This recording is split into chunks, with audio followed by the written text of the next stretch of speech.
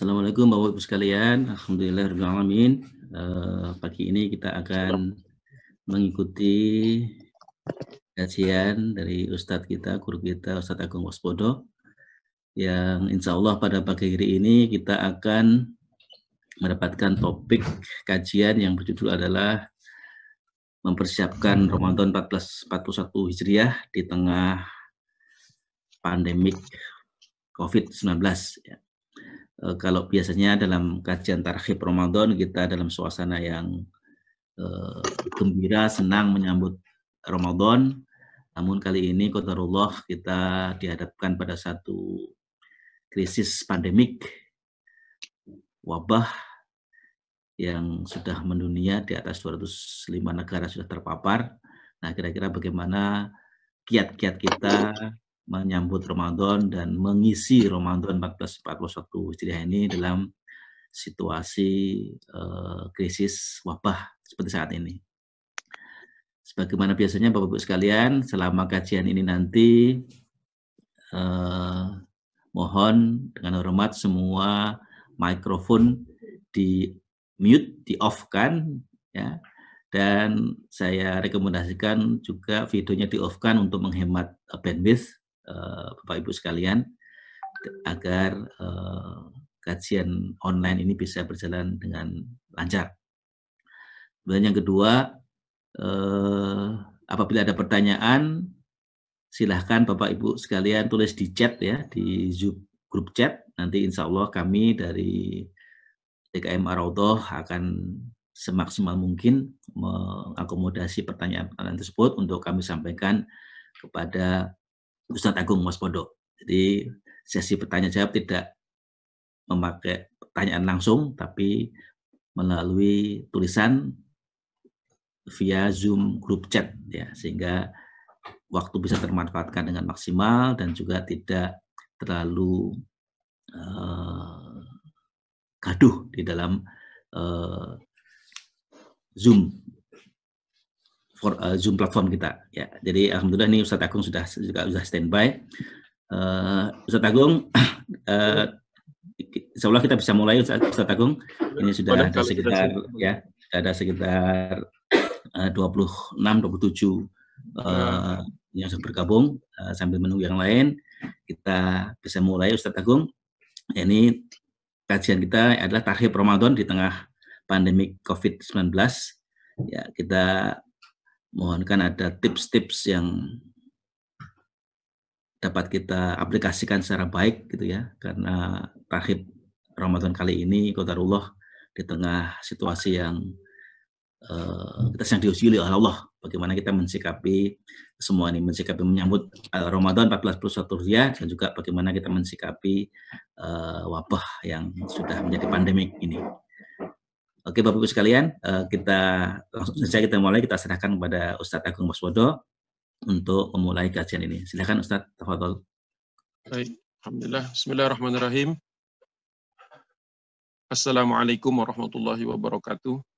Innal hamdalillah wa nasta'inuhu wa nastahdi wa natubu ilaih wa na'udzu billahi min syururi anfusina wa sayyiati a'malina man yahdihillahu fala mudhillalah wa man yudlilhu fala hadiyalah.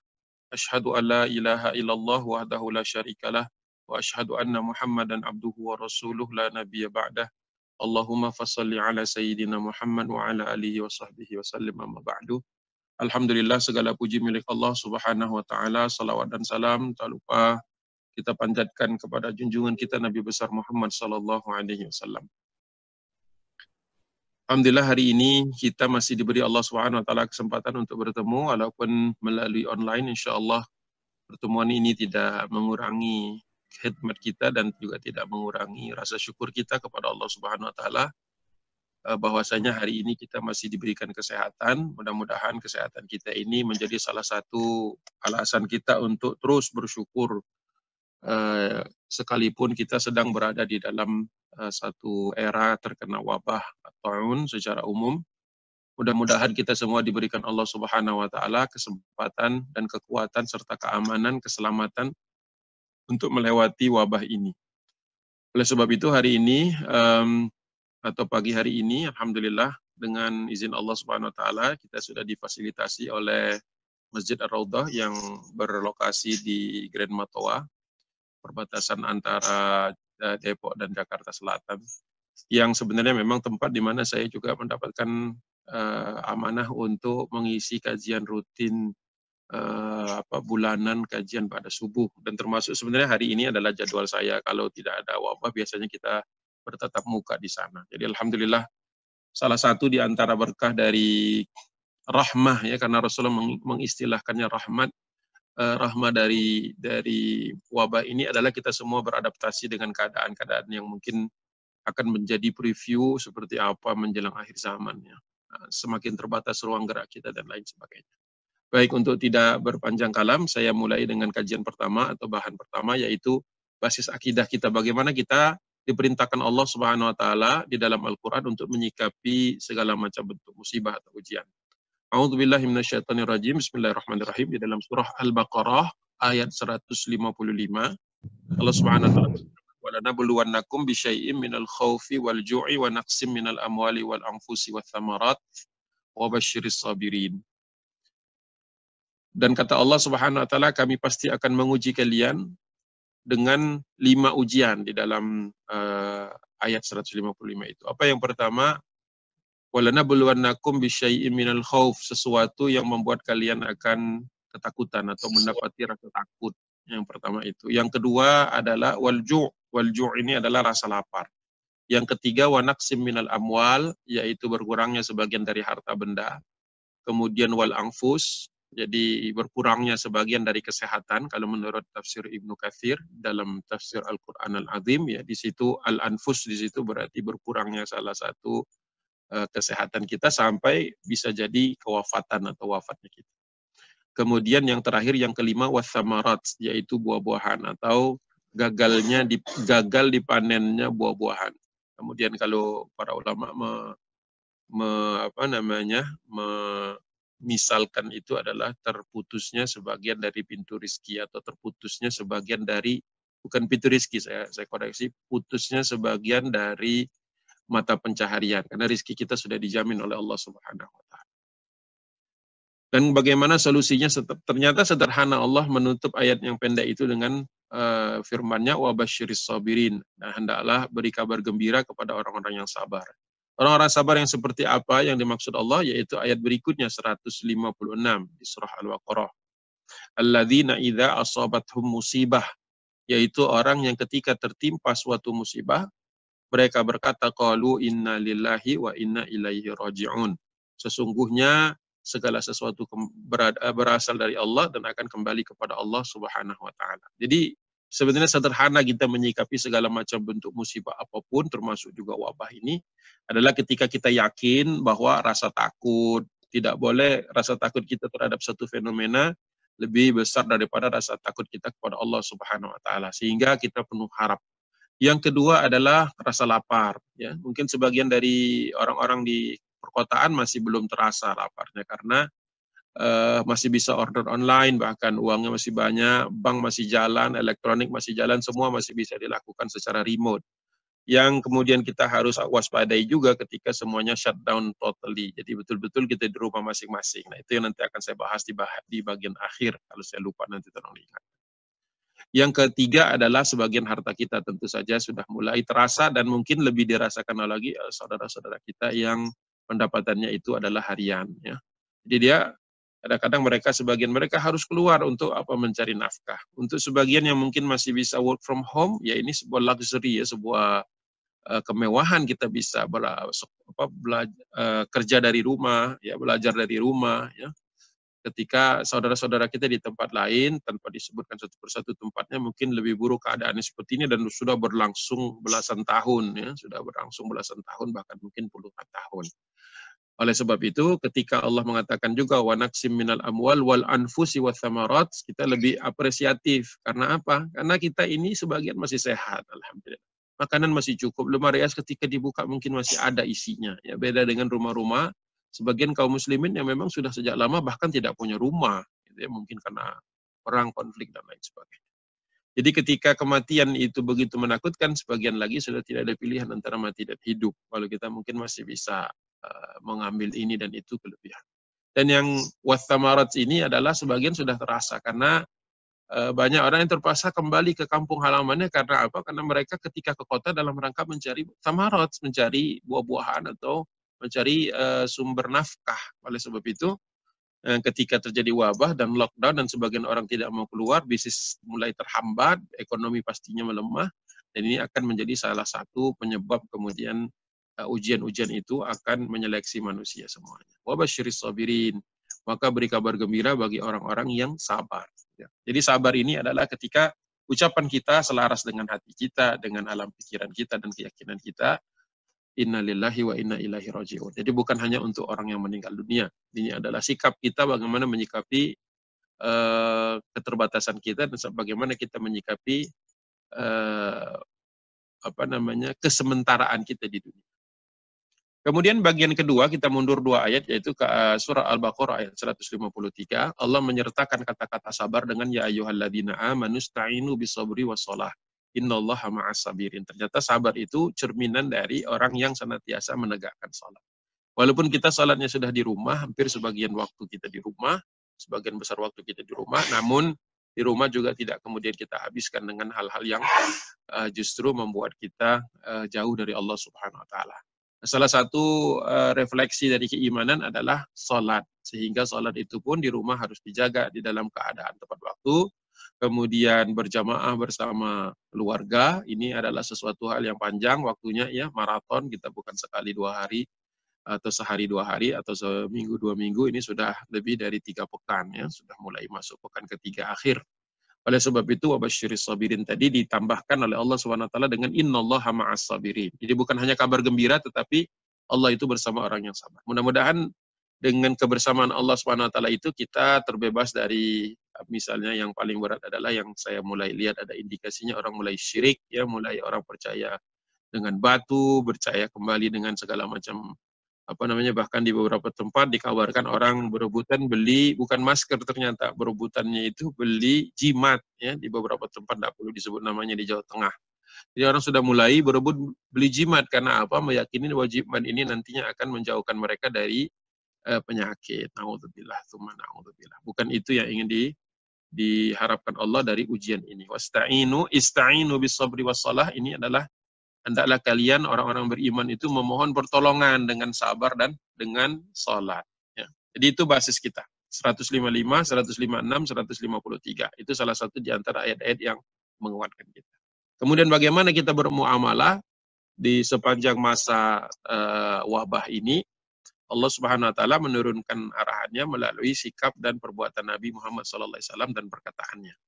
Ketika Amir bin Sa'ad bin Abi Waqqas radhiyallahu anhu dari ayahnya, yaitu Sa'ad bin Abi Waqqas itu sendiri pernah mendengar anaknya pernah mendengar ayahnya pernah berkata, ya, annahu sami'ahu yas'alu Usamah ibn Zaidin, kemudian dia bertanya kepada Usamah bin Zaid, yaitu anak dari Zaid bin Harisah yang dulu pernah untuk beberapa waktu menjadi anak angkatnya Rasulullah SAW.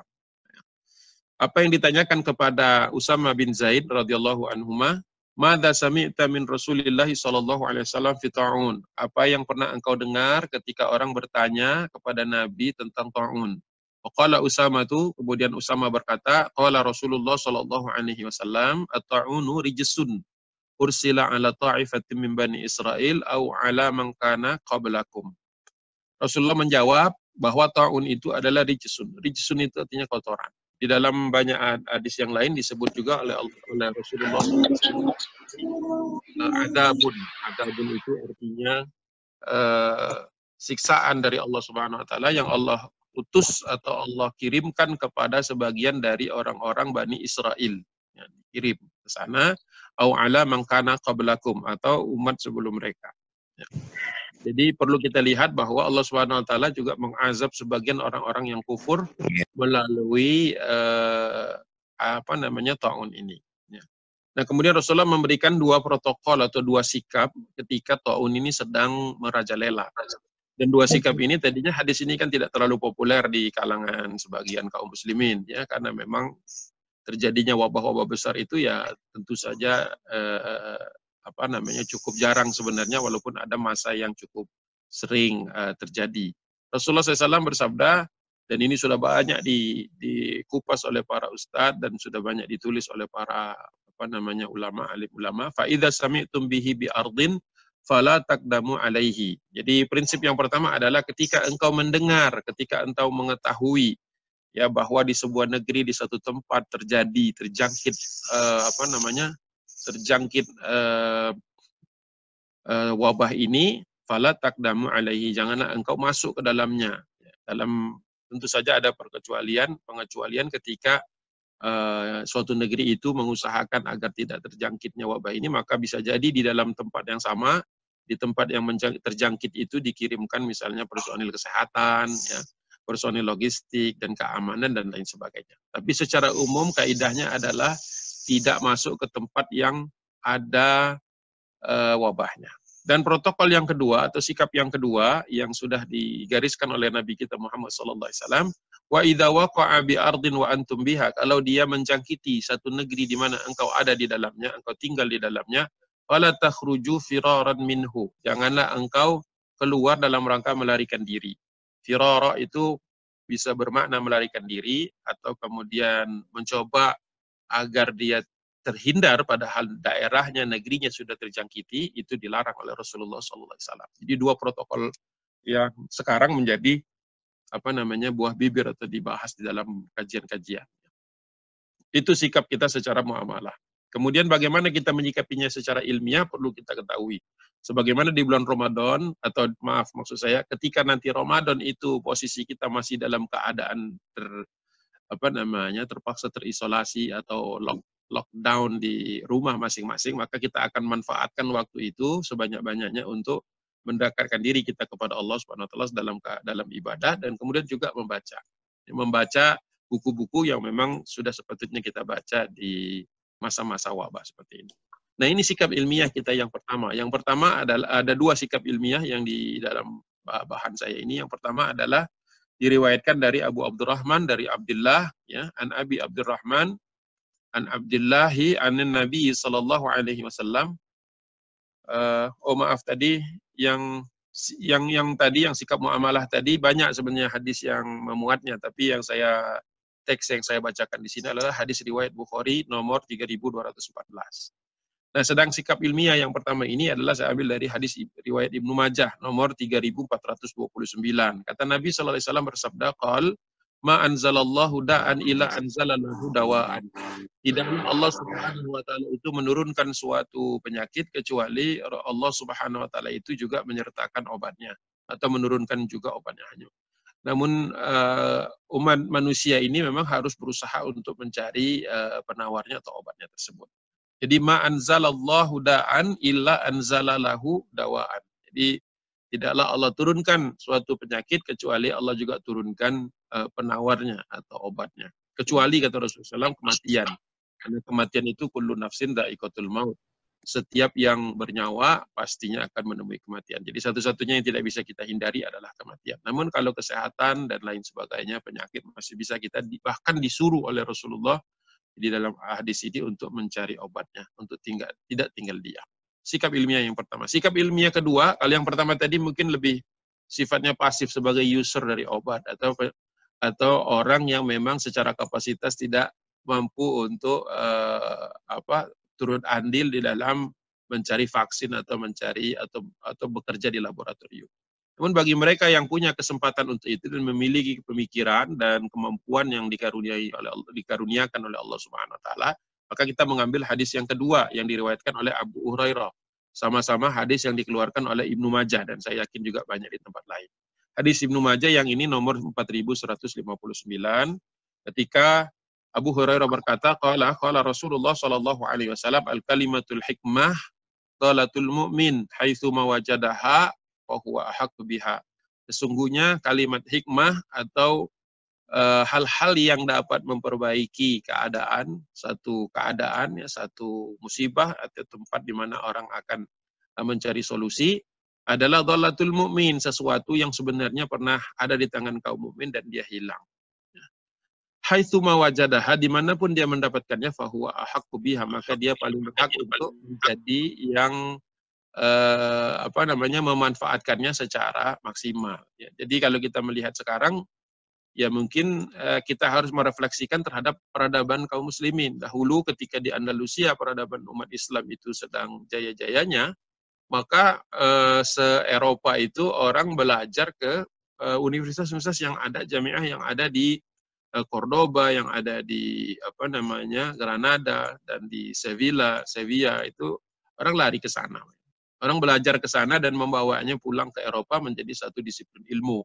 Oleh sebab itu, ketika kita sekarang berada dalam keadaan sekarang di mana sebagian besar negeri kaum muslimin itu menjadi konsumen dari farmasi-farmasi besar, maka perlu kita mencanangkan lagi agar negeri-negeri muslim ini kembali kepada sunnahnya Nabi Muhammad SAW, yaitu kemudian menjadi pelopor, ya, menjadi yang terdepan untuk melakukan penelitian-penelitian yang menghasilkan untuk penyakit secara khusus, yaitu obat-obatan yang memang aman bagi manusia dan motivasinya bukan saja kepada motivasi bisnis.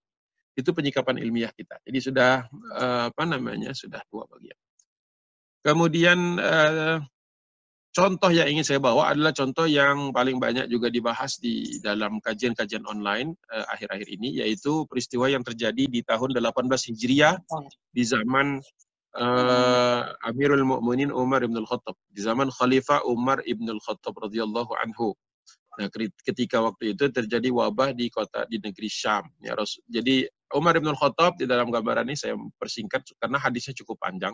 Jadi prolognya saja, Umar bin Khattab berangkat menuju negeri Syam, ternyata sampai ke sebuah tempat diberitahu bahwa terjadi wabah. Oleh sebab itu kemudian Umar bin Khattab mengambil musyawarah, istisyarah, pertama bersama orang-orang muhajirin, kedua kemudian bersama orang-orang ansor, ketiga bersama orang-orang yang masuk Islam setelah Fatu Mekah. Nah, dari 3 kali syura bersama orang-orang ahlinya di sana, Umar mengambil kesimpulan, apalagi setelah Abdurrahman bin Auf membacakan hadis yang tadi kita bacakan, bahwa tidaklah layak seseorang yang mengetahui ada wabah masuk ke sebuah tempat atau orang yang ada di satu tempat keluar dari tempat itu. Kemudian Umar bin Khattab mengambil kebijakan untuk kembali ke Madinah. Ya. Dan itu pun mendapatkan sedikit argumentasi dari Abu Ubaidah ibn al-Jarrah sebagai gubernur yang ada di daerah Syam. Tetapi kita tahu di Syam itu tidak seluruhnya terkena wabahnya di daerah yang kita kenal sebagai Amwas atau Imwas. Makanya disebut ta'un Imwas atau ta'un Amwas. Jadi ta'un itu secara generik semua bentuk penyakit yang menular kemudian diikuti dengan kata isim atau kata benda yang menunjukkan satu tempat. Jadi ta'un Amwas berarti ta'un yang originate atau berasal dari Amwas. Juga Ibnu Katsir di dalam tafsirnya di dalam kitab Al-Bidayah wa Nihayahnya menulis bahwa pernah di abad ke-8 Hijriah atau ke abad ke-14 Hijriah, 14 Masehi, pernah ada juga yang disebut dengan Ta'un al-Qurum atau Kurm. Ya, itu yang menunjukkan bahwa wabah itu awalnya berasal dari semenanjung Crimea yang sekarang kita tahu di sebelah selatan Ukraina atau sekarang menjadi tempat yang diduduki oleh Rusia. Jadi dulu para ulama mengklasifikasikan wabah penyakit ini semuanya sebagai ta'un. Jadi dan kemudian menambahkan tempat di mana dia memulai atau penyakit itu dikenal mulainya dari mana, berasal dari mana. Jadi seperti itu. Jadi kalau untuk wabah sekarang ini mungkin kita bisa mengatakannya ta'un Wuhan karena berasal dari Wuhan, ya, atau pertama kali case-nya itu di Wuhan. Allahu a'lam bishawab. Nah, hadisnya cukup panjang jadi mohon bersabar. Lamma ishta'ala al-waj'u qama Abu Ubaidah ibn al-Jarrah radhiyallahu anhu fin nasi khatiban. Kita tahu ketika wabah tersebut menjangkiti negeri yang kita kenal sebagai bagian dari Syam, yaitu Amwas tadi, pada saat Abu Ubaidah sebagai Abu Ubaidah ibn al-Jarrah, salah seorang sahabat Nabi Muhammad SAW, sebagai sahabat Rasulullah SAW. Dia kemudian berdiri di tengah umatnya atau di tengah bangsanya, masyarakatnya, dan kemudian dia berkhutbah. Ya. Dia menjadi seorang khatib dengan sebuah khutbah yang saya akan bacakan sebentar lagi. Faqala ayyuhan nas, wahai sekalian manusia, inna hadzal waj'a rahmatu rabbikum, kata dia. Jadi pertama kita bisa menyimak bahwa Abu Ubaidah berpidato apa adanya. Jadi dia tidak menutupi bahwa memang di negeri tersebut terjadi atau terjangkit penyakit. Dia katakan sesungguhnya apa yang menjangkiti kita ini adalah sesuatu yang bisa kita maknai sebagai rahmat bagi orang-orang yang beriman dari Rabb mereka. Jadi kenapa disebutkan seperti itu? Rasulullah memang menjelaskannya ketika nanti ditanyakan oleh Bunda Aisyah di dalam hadis yang berikutnya akan saya sampaikan. Bahwa ketika ditanya oleh Bunda Aisyah seperti apa ta'un itu adalah azab yang Allah yab'atsuhullahu may yasha, kepada yang Allah kirimkan kepada orang yang Allah kehendaki, itu orang-orang kafirin. Sedangkan dia merupakan rahmatun lil mu'minin, rahmat bagi orang-orang yang beriman kepada Allah SWT. Jadi pidatonya Abu Ubaidah ini merujuk kepada hadis tersebut. Dan kemudian dia mengatakan wada'autu nabiyikum, dan dia juga mengatakan sahabat ini Rasulullah SAW ini mengatakan bahwa ini suatu doa karena Rasulullah pernah berdoa kepada Allah Subhanahu Wa Taala agar umatnya diselamatkan dari wabah taun, dan sebagian saja yang terkena. Jadi tidak semuanya ternyata terkena. Ya. Oleh sebab itu dakwah ini maksudnya doa Rasulullah SAW agar umat ini terbebas dari taun. Dan Rasulullah juga mengajarkan kepada kita banyak sekali doa, diantaranya seperti yang populer sekarang. Allahumma inna na'udzubika min jahdil bala, misalnya wadarkis syaqqa wa su'il qada wa syamatatil a'da, atau doa Allahumma inna na'udzubika minal barasi wal jununi wal juzami wa min sayyi'il asqam. Jadi Rasulullah sudah mengajarkan kita akan doa-doa yang bisa menyelamatkan kita insyaallah dari wabah ini dengan izin Allah Subhanahu wa taala. Yang ketiga, butir khutbah dari Abu Ubaidah bin Jarrah adalah wa mautus salihina qablakum. Dan pernah juga merenggut nyawa orang-orang soleh. Jadi pernah menjadi sebab kematian orang-orang soleh sebelum kalian. Jadi sikap kita kepada orang yang meninggal dunia karena ta'un ini tidaklah melaknat mereka. Apalagi kita ketahui dia sebagai orang yang soleh. Seperti sekarang kita mengetahui banyaknya dokter yang padahal bisa saja dia memilih untuk berada di rumah, namun karena sumpah dokternya dia harus tetap merawat orang-orang yang sakit dan kemudian meninggal dunia. Ya, orang-orang seperti ini tidak mungkin kita anggap buruk. Ya. Karena memang secara umum kita mengetahui penyakit ini menghampiri siapa saja. Tentu saja ketika dikatakan oleh Abu Ubaidah wa matus salihina qablakum, ya kita juga memahami bahwa orang yang meninggal dunia ya juga ada di antara orang-orang yang saleh. Oleh sebab itu, kemudian di dalam hadis ini yang panjang ini, wa inna Abu Ubaidah, kemudian Abu Ubaidah itu sendiri yas'alullah an yaksima lahu minhu haddahu. Sempat berdoa kepada Allah Subhanahu wa taala memohon kalau seandainya rahmat itu ada di dalam penyakit yang menular ini pada waktu itu di tahun 18 Hijriah, dia berdoa agar dia mendapatkan bagian dari rahmat, bukan terjangkit penyakit doanya, tetapi memohon agar mendapatkan bagian dari rahmat itu. Dan betul, qala fatu'ina famata rahimahullah, dan memang dia kemudian terjangkiti dan dia kemudian meninggal dunia di dalam rahmat Allah Subhanahu wa taala. Dan setelah dia meninggal dunia, wastukhlifa 'ala nasi Mu'adz bin Jabal radhiyallahu anhu. Manusia kaum muslimin yang ada di daerah Amwas itu kemudian mengangkat pemimpin berikutnya, karena memang di dalam Islam tidak boleh ada waktu vakum di mana pemimpin meninggal dunia kemudian tidak ada yang meneruskannya. Jadi segera beristisyarah lagi, berkumpul, dan ahlu syura'nya itu kemudian memilih sahabat yang terbaik nomor 2 menurut mereka, yaitu Mu'adz bin Jabal yang ada di tempat itu. Dan Mu'adz bin Jabal radhiyallahu anhu adalah salah seorang di antara 4 sahabat Nabi yang direkomendasikan untuk urusan qiraah, untuk bacaan Quran. Rasulullah merekomendasikan salah satunya adalah Mu'adz bin Jabal. Sama dia juga faqama khatiban ba'dahu, kemudian dia juga berdiri dan berkhutbah, dan khutbahnya sama, teksnya sama, hanya ditambahkan an yaksima li ali Mu'adzin minhu haddah. Ya, jadi sama sikapnya dengan Abu Ubaidah ibn al-Jarrah radhiyallahu anhu. Bahkan dia tambahkan, seandainya wabah ini mendapatkan di dalamnya kami bisa mendapatkan rahmah, maka hendaklah keluarga kami juga mendapatkannya. Maksudnya keluarga Mu'adz. Dan betul, fatu'ina ibnuhu Abdurrahman bin Mu'adzin famata. Yang mendapatkan kematian karena wabah waktu itu adalah anaknya sendiri, yaitu Abdurrahman bin Mu'adz, sebelum Mu'adz bin Jabal sendiri meninggal dunia. Jadi 2 orang ini dikebumikan, kuburannya ada di Yordan. Tahun 2018 yang lalu kami dalam satu perjalanan sejarah juga sempat mampir dan ziarah ke makamnya Abu Ubaidah ibn al-Jarrah di di perbatasan antara kerajaan Yordania Hashimiyah dengan Filistin, ya. Dengan Filistin. Ada juga makamnya Mu'adz bin Jabal di situ, namun waktu itu kami tidak cukup waktu untuk berhenti di sana. Mudah-mudahan kalau ada waktu lagi ingin berhenti di sana. Nah, setelah selesai, kemudian falama mata kemudian meninggal dunia juga Mu'adz bin Jabal. Ustukhlifa ala nasi Amru bin As, Amru ibn al-As, ya. Amru ibn al-As radhiyallahu anhu. Kemudian orang-orang bersepakat lagi untuk mengangkat pemimpin yang ketiga. Jadi ini kematian dua orang, sudah ada kematian dua orang pemimpin di negeri tersebut, ya, sebelum kemudian orang mengangkat Amru bin As radhiyallahu anhu. Jadi ketika Ibnu Katsir menulis di dalam Al-Bidayah wa Nihayah ada sekitar 25.000 orang yang meninggal dunia itu dalam beberapa waktu, jadi bukan sekaligus.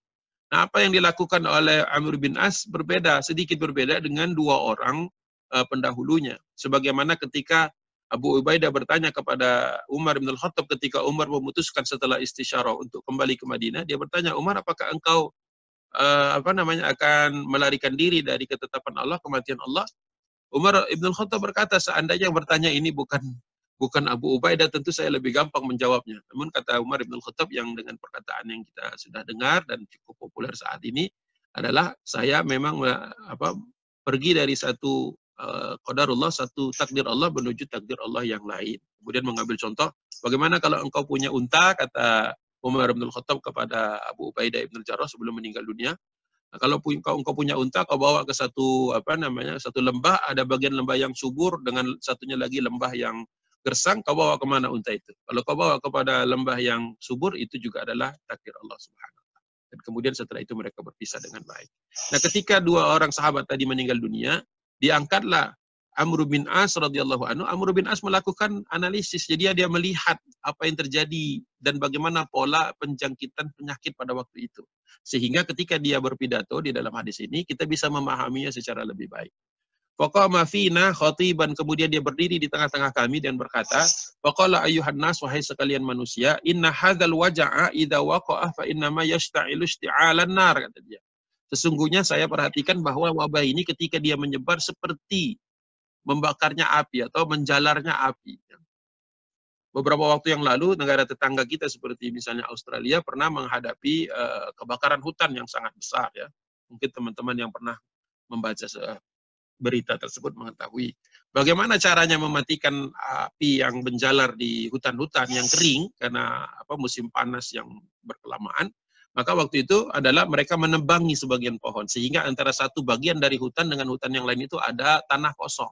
Nah, di tanah kosong itu kemudian digali pari yang kemudian dialirkan air dari sungai-sungai terdekat yang masih bisa dialirkan.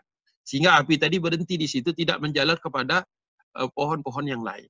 Nah, seperti itulah penggambarannya kira-kira ketika Amr bin As mengatakan fa innama yashta'ilu isti'alan nar, bahwa dia itu menyebar seperti menyebarnya api atau menyebarnya api yang melahap seluruh apa yang bisa disentuhnya. Oleh sebab itu kemudian dari analisis tadi keluarlah rekomendasi, kalau sekarang kita sebut sebagai public policy, kebijakan publik yang diwajibkan oleh Amr bin As sebagai wali dari Syam atau wali dari untuk daerah yang disebut dengan Amwas. Kebijakan khusus untuk Amwas saja, yang tempat di mana terjadinya wabah. Apa rekomendasi dari Amr bin As? Fatajabbalu minhu fil jibal. Hendaklah kalian naik ke atas gunung-gunung, ya, berpencar di atas gunung-gunung tadi. Jadi ini ijtihad, sebenarnya ijtihadiyah, makanya tidak kaget ketika kemudian ada yang mendebatnya. Ya, hadis cukup panjang, ini hadis Imam Ahmad ini cukup panjang. Jadi ada yang mencoba kemudian menganulir kebijakan tadi. Ada satu orang namanya Abu Wathilah, nanti sebentar lagi. Tapi saya ingin katakan, kalau kita melihat peta, buka buku geografi yang ada reliefnya, yang ada topografi, ada penggambaran bukit-bukit, kita ketahui sebenarnya negeri yang disebut Amwas ini posisinya di sebelah barat sebelah barat kota Al-Quds, ya, atau Yerusalem sekarang. Dan memang dia sudah berada di wilayah tepi barat kalau sekarang, ya. Itu memang wilayahnya berbukit-bukit. Dan kalau kita saksikan juga atau kita lihat peta yang bagus itu, antara Palestina dengan Yordan itu juga dipotong oleh lembah. Makanya kemudian wabah tersebut tidak menyebar sampai ke negara-negara atau negeri-negeri di sebelahnya. Kita tahu antara Yordan dengan Palestina ini ada lembah yang di bawahnya itu ada danau Laut Mati, kemudian mengalir sungai, ya, ke arah utara sampai ke danau Tobaria atau Tiberias, danau yang Rasulullah pernah sebut dalam hadis akhir zaman. Ya. Nah, jadi antara wilayah-wilayah ini memang terjadi satu tempat yang satu lembah yang kemudian memutus pergerakan manusia. Jadi ketika disuruh naik ke atas gunung, Amr bin As memerintahkan masyarakat yang masih hidup yang belum terjangkiti waktu itu belum meninggal dunia untuk memisahkan diri. Nah, sekarang kita mengenal kebijakan yang serupa seperti itu walaupun tidak disuruh berangkat ke gunung kita saat ini karena tidak mungkin kita semua lari ke atas gunung saat ini adalah social distancing atau physical distancing yang kita ketahui sekarang atau self isolation. Ya. Nah, ternyata ada juga yang kemudian tidak sepakat dengan pandangan Amr bin As karena hadisnya cukup panjang nih. Dimuat juga kemudian perbincangan itu. Faqala lahu, kemudian berkata kepada Amr bin As seorang yang bernama Abu Wathilah Al-Hudhali. Abu Wathilah Al-Hudhali. Al-Hudhali ya. Jadi dia berkata sebagai berikut. Dia mengatakan kadzabta wallahi laqad sahibtu Rasulullah sallallahu alaihi wasallam wa anta syarrum min himari hadza, kata dia. Wahai Amr bin As, sesungguhnya engkau berdusta atau engkau melakukan suatu kebohongan atau engkau melakukan suatu hal yang tidak pernah dilakukan di zaman Nabi Muhammad SAW. Karena sesungguhnya laqad sahibtu Rasulullah, aku ini pernah membersamai atau aku ini bisa disebut sebagai sahabatnya Nabi. Dia lupa bahwa dia berkata kepada sahabat Nabi juga. Amr bin As kan masuk Islam tahun ke-7 Hijriah. Ya mungkin bisa dianggap setelah mungkin Abu Wathilah. Sejujurnya saya mencari Abu Wathilah ini di kitab-kitab sejarah tapi belum saya temukan. Di dalam Syiar Alamun Nubala Imam Az-Zahabi juga belum ada, di Al-Isabah fi Tamyiz Sahabahnya Ibnu Hajar Al-Asqalani juga saya belum temukan. Sejujurnya saya ingin tahu orang yang mendebat Amr bin As ini apakah dia meninggal dunia karena taun atau kemudian selamat juga dengan caranya sendiri. Wallahu a'lam. Itu mungkin saya harus teliti untuk perbincangkan berikutnya. Jadi ketika dia mengatakan kadzabta, ini sebenarnya perkataan cukup berat ketika dia mengatakan sesungguhnya engkau berkata bohong atau engkau berdusta. Ya kalau memang acuannya itu adalah apa yang pernah dia alami selama dia menjadi sahabat Nabi SAW, tentu saja tidak ada. Memang Rasulullah tidak menyuruh orang naik ke atas gunung. Karena waktu itu wabah di zaman Rasulullah yang paling berat adalah terjadi di kota Taif. Kota Taif itu di selatan kota Madinah memang sudah di atas gunung. Jadi mungkin malah perintahnya suruh turun dari gunung supaya orang-orang menyebar. Karena kota negeri Taif itu negeri yang ada di atas ketinggian. Jadi ya fleksibel sebenarnya kalau sudah istilah ijtihad atau cara seperti tadi kalimatul hikmah, fleksibel sekali ya. Obatnya bisa dari mana saja selama kemudian memenuhi syarat-syarat yang dibenarkan oleh syariah. Jadi ketika dia mengatakan saya tidak pernah dengar ini atau engkau pembohong, saya ini bersama Rasul, itu nadanya adalah arahnya kepada di zaman Rasulullah tidak ada. Bahkan kemudian dia mencelanya dengan mengatakan wa anta syarrum min himari hadza, engkau itu perkataannya lebih buruk daripada lebih buruk daripada atau buruk atau seburuk dari keledaiku ini. Ini sudah istilahnya sudah mencecar atau mencela pribadi ya. Sudah ad hominem ini kalau dalam perdebatan ketika orang sudah mengatakan engkau pendek, engkau hitam, engkau pesek, ini udah nggak diskusi lagi sebenarnya, sudah penyerangan terhadap pribadi. Jadi tidak perlu dia mengatakan wa anta syarrum min himari hadza, tapi ya ini sahabat juga. Sahabat juga manusia, mereka bisa emosi, mereka juga bisa marah, namun mereka ini pada umumnya adalah orang-orang yang ketika diingatkan cepat kembali, cepat untuk beristighfar. Itu kenapa kita tidak boleh mencela sahabat. Jadi memang ada perdebatan, dan perdebatannya cukup bukan perdebatan karena belum ada pembalasan, tapi ada satu ungkapan, ada satu perkataan yang sangat buruk kepada seorang sahabat yang di pundaknya ada tanggung jawab untuk menyelamatkan sebanyak-banyaknya orang yang masih belum terjangkit penyakit. Jadi itu kondisinya. Kita lihat bagaimana respon dari Amr bin As sendiri, karena dia yang dituju dengan kata-kata tadi. Qala, kata Amr bin As berkata kemudian, wallahi ma arudu alaika man taqul, katanya. Aku tidak akan mengembalikan sebagaimana perkataanmu, atau saya tidak akan membalas perkataanmu itu. Jadi tidak dilayani oleh Amr bin As perdebatan. Masya Allah ya, seorang pemimpin yang cerdas ini memikirkan umat, dia tidak mau waktunya terbuang untuk diskusi-diskusi yang bisa benar bisa salah. Jadi dia mengatakan ma'arudu alaika matakul, saya tidak akan mengembalikan perkataanmu itu atau membalas yang tidak mau dia. Padahal kita semua tahu siapa Amr bin As. Amr bin As ini adalah seorang politisi ulung, seorang yang memang pandai dalam hal silat lidah, dalam hal lisan, dalam perkataan dia sangat canggih. Ingat ketika dia masih belum masuk Islam, ketika masih musyrik, dia pernah diutus oleh Abu Jahal ketika untuk menyusul orang-orang kaum muslimin yang hijrah ke Habasyah. Jadi kalau masih ingat ya, buka sejarah lagi, buka sirah nabawiyah. Dulu ada fase ketika Rasulullah memerintahkan para sahabat, ya, sahabat-sahabat Nabi untuk hijrah ke Habasyah. Nah, ketika terdengar oleh orang-orang Quraisy, diutuslah orang untuk merayu atau mendebat Raja Najasyi di Habasyah untuk mengembalikan orang-orang ini karena dianggap pengacau, disiden. Gitu. Siapa yang dikirim? Amr bin As. Jadi kalau Amr bin As mau meladeni perkataan tadi, buat dia bisa. Makanya dia memilih untuk tidak. Nah, ini self control yang bagus sekali kalau menurut saya. Ya wallahi ma aruddu alaika ma taqul. Bahkan lebih bagus lagi ketika dia mengatakan waimullahi la nuqimu alaih. Demi Allah saya tidak akan memperkarakannya. Ini berarti sudah ya benar-benar ikhlas. Kalau ikhlas itu kan ya mau ngomong apa juga saya tidak akan layani dan saya tidak akan meminta pertanggungjawab. Saya tidak akan memperkarakannya. Memperkarakan ada dua makna di sini. Memperkarakan di dunia karena Amr bin As sebagai wali, sebagai gubernur, bisa saja diperkarakan karena ini berarti menentang perintah dengan alasan-alasan yang tidak bisa dipertanggungjawabkan. Apa alasannya? Ya, Abu Wathilah tidak memberikan solusi, tidak memberikan alternatif. Kalau memang pendekatan Amr bin As itu tidak baik menurut dia, terus solusinya apa? Tidak ada. Hanya mengatakan kadzabta dan kemudian perkataanmu buruk, ya. Wa anta syarrum min himari hada. Tidak ada solusi. Tapi tidak diperkarakan. Atau yang perkara yang kedua yang lebih berat lagi.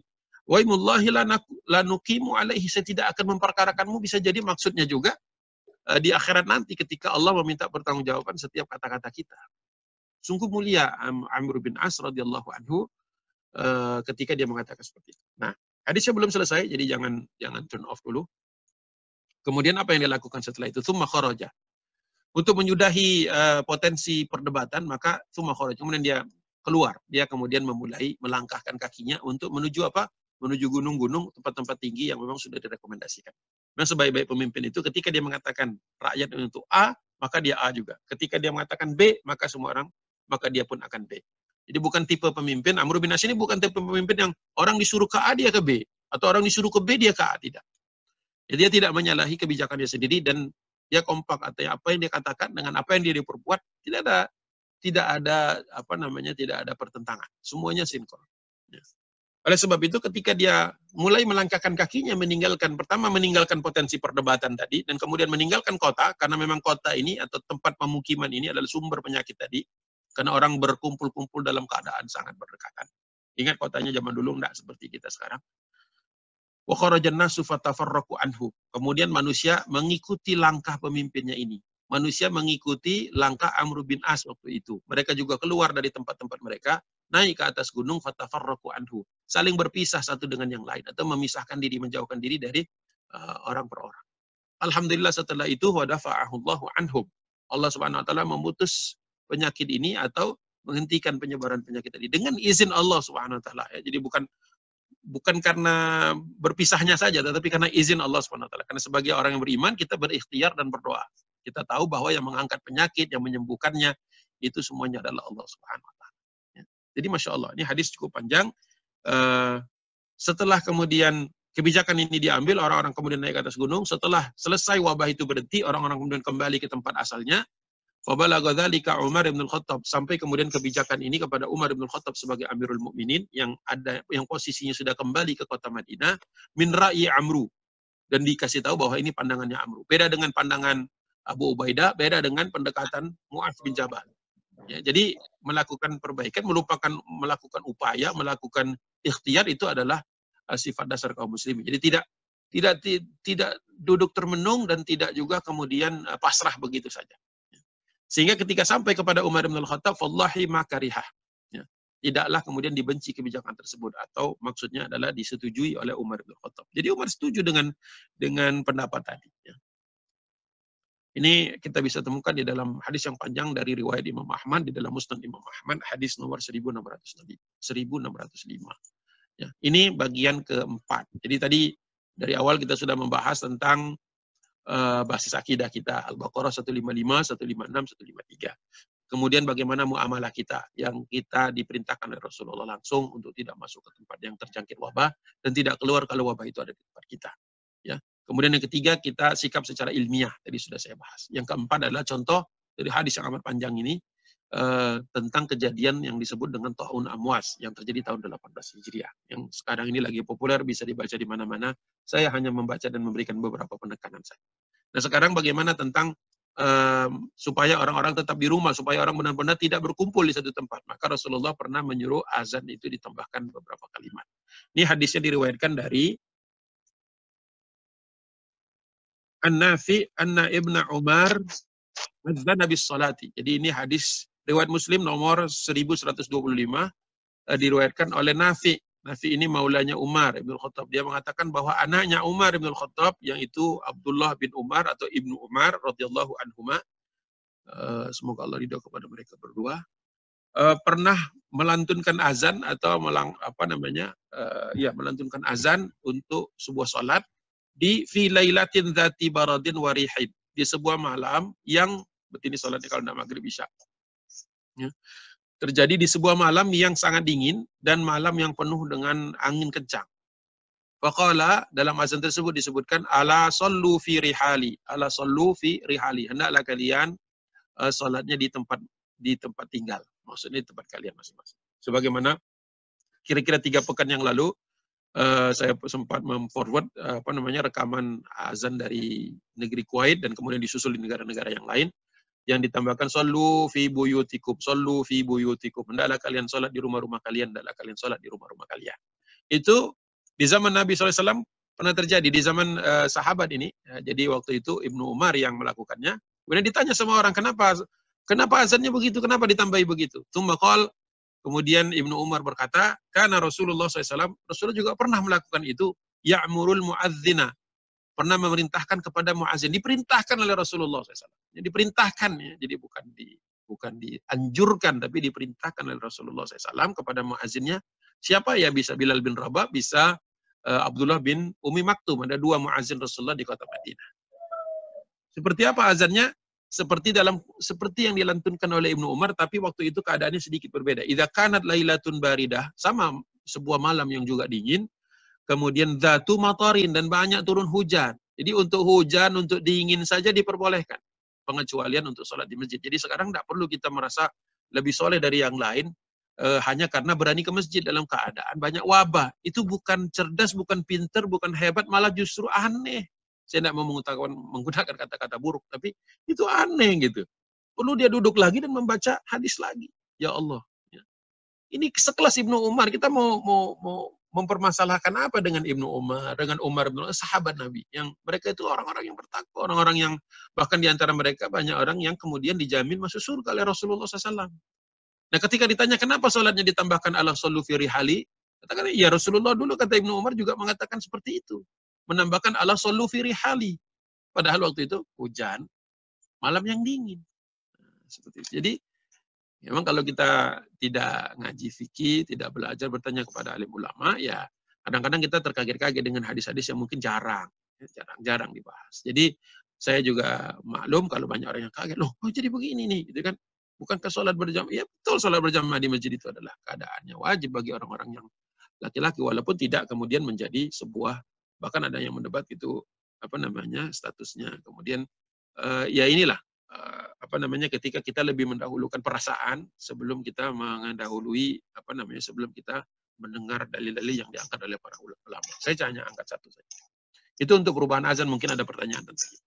Dan sebagai materi terakhir sebelum saya sampai kepada apa yang perlu kita persiapkan di bulan Ramadan adalah bab yang berkaitan dengan sebagian orang yang bertanya, bagaimana setelah orang itu memisahkan diri, social distancing, physical distancing, diam di rumah, mengikuti perintah alim ulama dan mengikuti himbauan dari pemerintah, kemudian dia meninggal juga, bagaimana status kematiannya? Itu pernah ditanyakan juga kepada An Aisyah, ditanyakan orang kepada Bunda Aisyah. Bunda Aisyah kemudian radhiyallahu anha, Sayyidah Aisyah annaha qalat, berkata, sa'altu, aku pernah bertanya, sa'altu Rasulullah sallallahu alaihi wasallam anit ta'un. Jadi pernah bertanya, ya Rasulullah, bagaimana statusnya orang yang mati kena ta'un padahal dia posisi di rumah? Kata Nabi Muhammad SAW, dan ini yang kemudian menjadi salah satu rujukan dari pidatonya Abu Ubaidah ibn Jarrah dan pidatonya Mu'adz bin Jabal tadi. Ya. Apa kata Nabi SAW? Annahu kana adzaban yab'athu Allahu 'ala man yasha' faja'alu rahmatan lil mu'minin. Ada dua sisi dari ta'un ini. Makanya jangan ada orang mukmin yang melaknat ta'un, ya, atau membenci ta'un. Ya. Tapi menghindarinya perlu dan wajib. Jadi yang pertama kali kata Nabi, innahu kana adzaban. Sesungguhnya dia adalah sebuah azab. Atau kalau dalam hadis yang pertama tadi, rijsun, kotoran. Kotoran azab kurang lebih sama. Yang yab'atsuhullah, yang Allah kirimkan, Allah utuskan ala mayyasha, kepada siapa yang Allah kehendaki. Jadi Allah ada. Jadi ta'un ini pun kita harus yakini sebagai sesuatu yang Allah Subhanahu wa taala ingin kenakan kepada sebagian manusia. Siapa dia kita nggak tahu, makanya kita berdoa, ya Allah jangan sampai kena saya. Jangan sampai kena saya dalam konteks dia sebagai azab atau rijsun, kotoran. Kalau memang mengenai saya, maka kenailah bagian kedua dari hadis tadi. Faja'alahu rahmatan lil mu'minin. Makanya jangan bingung mengartikannya ketika di hadis yang pertama tadi, di awal tadi, seolah-olah Abu Ubaidah sepertinya minta kena penyakit. Bukan minta kena penyakit, bukan. Minta dapat rahmatnya. Karena ta'un itu bisa menjadi azab bagi orang tertentu, dan bisa menjadi suatu rahmat. Jadi kita tuh berdoa, kalau memang kena, minta supaya jadi rahmat. Itu perlu digarisbawahi, jangan sampai nanti baca, cuma baca satu hadis, kan suka kebiasaan begitu, baca satu hadis, kemudian merasa sudah tahu semua. Padahal sebenarnya bingung, dia masih bingung menjelaskannya. Jadi kenapa dikatakan sebagai satu rahmat? Tadi, ada penyeimbangnya. Ya. Jadi, saya ulangi lagi, Rasulullah ketika ditanya oleh Bunda Aisyah radhiyallahu anha, Siti Aisyah radhiyallahu anha, Sayyidah Aisyah radhiyallahu anha, ya. Annahu kana adzaban yab'atsuhu Allahu 'ala man yasha, ya. Diutus Allah untuk sebagian orang. Nah, sebagian orang itu kata Rasulullah berarti azab. Sebagian orang yang Allah tujukan sebagai azab. Tapi pada saat yang sama, faja'alahu, Allah menginginkan itu rahmatan lil mu'minin. Tapi untuk menjadi rahmat bagaimana? Masih ditanya kan? Gimana jadi rahmat? Nah ini jawaban Nabi SAW, mohon didengarkan. Falaisa min rajulin, dan tidaklah seorang laki-laki. Kemudian para ahli hadis, muhadditsin mengatakan juga perempuan. Mar'ah. Falaisa min rajulin yaqa'un ta'un, tidaklah seorang laki-laki terjangkiti ta'un. Ini kita sudah bicara orang yang mukmin ya, nggak bicara lagi orang yang kena azab. Jangan sampai bingung. Rajulin yaqa'un ta'unu fayamkuthu fi baitihi. Di dalam hadis yang lain fayamkuthu fi biladihi. Sedangkan dia sudah taat untuk tetap tinggal di dalam rumahnya supaya tidak terjangkiti yang lain, atau sama saja fi biladihi, di dalam negerinya atau di dalam daerahnya supaya tidak keluar. Ya, jadi jangan sampai kita itu menyalahi perintah-perintah tersebut. Fayamkuthu fi baitihi, dalam keadaan tiga kata Rasulullah. Sabiron. Pertama, keadaannya harus dalam keadaan sabar. Sabar itu maksudnya berikhtiar. Ya ayyuhalladzina amanu sta'inu bisabri wassalah. Jadi ada upaya untuk kemudian sembuh atau tidak terjangkiti. Jadi jangan nantang-nantang, jangan keluar-keluar, apalagi kemarin sempat berbondong-bondong kumpul di acara-acara tertentu dengan alasan negeri kami, daerah kami belum kena. Siapa dia gitu? Siapa dia mengatakan daerahnya belum kena? Ya. Yang memutuskan siapa yang daerah yang sudah merah, daerah yang sudah terjangkiti, daerah yang masih belum, itu adalah tim ahli, jadi bukan orang per orang. Ya, bukan orang per orang, bukan semua orang kemudian beristiad tempat dia masih aman, jadi masih boleh berkumpul-kumpul. Nah ini, hati-hati. Jadi keadaan sabiran. Yang kedua muhtasiban. Muhtasiban itu seperti kita juga memahami, maksudnya muhtasiban itu penuh harap. Penuh harap dan penuh perhitungan kepada Allah. Maksudnya penuh perhitungan itu berharap bahwa segala sesuatu itu memang diatur oleh Allah Subhanahu wa taala. Berharap bahwa pahala itu nanti datang dan diberikan oleh Allah Subhanahu wa taala. Sebagaimana kita kalau dalam bulan Ramadan biasanya mengupas hadis man shoma ramadhana imanan wahtisaban ghufira lahu ma taqaddama min dhanbihi. Jadi sama maknanya ya. Jadi orang-orang yang penuh harap. Jadi kita tuh harus penuh harap. Jadi tidak boleh mukmin itu dalam keadaan lockdown ini kemudian serba sedih, serba pesimis, memaki-maki. Nah, itu bukan sikap kita. Nah, yang baru dua nih, satu lagi. Ya'lamu annahu la yusibuhu illa ma kanat illa ma kataballahu lahu.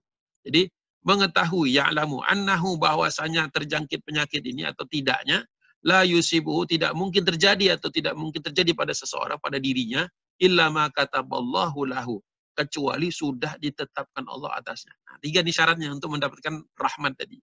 Sabar, penuh perhitungan, dan yakin akan qadarullah.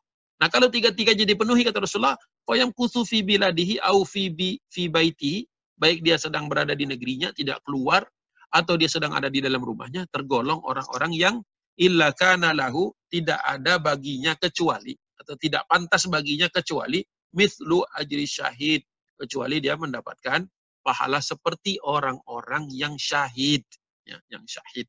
Jadi oleh sebab itu kita memahaminya sebagai rahmat. Ini di panjang lebar hadis tadi ini menggambarkan tentang sikap yang paling bagus, yaitu diriwayatkan oleh Imam Ahmad di dalam hadisnya, di dalam musnadnya nomor hadis 24.943, dan sudah diteliti oleh Syekh Syuaib Al-Arnauf di dalam kitabnya Ta'liq Musnad Ahmad juz 43 halaman 235, dan sudah sesuai dengan standar kesahihan kitab Sahih Imam Al-Bukhari. Ya, jadi nggak perlu khawatir dengan hadis ini lagi. Nah, setelah itu bagaimana kita menyikapi Ramadan? Ada 7 persiapan atau sikap yang bisa kita lakukan. Pertama, berdoa kepada Allah Subhanahu wa taala. Berdoa agar kita sampai kepada bulan Ramadan. Wa balikna Ramadan. Ya, kalau kemarin kita doanya sudah kita awali dengan Allahumma barik lana fi Rajab wa Sya'bana wa balikna Ramadan. Mudah-mudahan betul-betul sampai kita pada bulan Ramadan, dan kemudian mudah-mudahan juga kita berdoa kepada Allah agar wabah ini diangkat sebelum bulan Ramadan. Karena ada pendapat salah seorang ulama, Ibnu Hajar Al-Asqalani, di dalam kitabnya Badlul Ma'un fi fadli ta'un. Ya, Badlul Ma'un fi fadli ta'un. Dia mengatakan sampai dengan data yang beliau kumpulkan abad ke-14 Masehi atau abad ke-8 Hijriah, akhir beliau hidup, itu bahwa hampir seluruh wabah yang menjangkiti negeri kaum muslimin sampai dengan data yang beliau kumpulkan waktu itu adalah hampir semuanya berakhir menjelang Ramadan. Ya, mudah-mudahan betul, mudah-mudahan kita berdoa dalam keadaan seperti itu. Yang kedua, menuntaskan puasa yang terhutang. Jadi bapak-bapak mengingatkan ibu-ibunya, ibu-ibu mengingatkan lagi anak-anak putrinya, siapa saja yang mungkin masih belum ada, masih ada hutang belum lunas, segera dilunasi mumpung kondisinya belum masuk Ramadan. Saya minum dulu sebentar.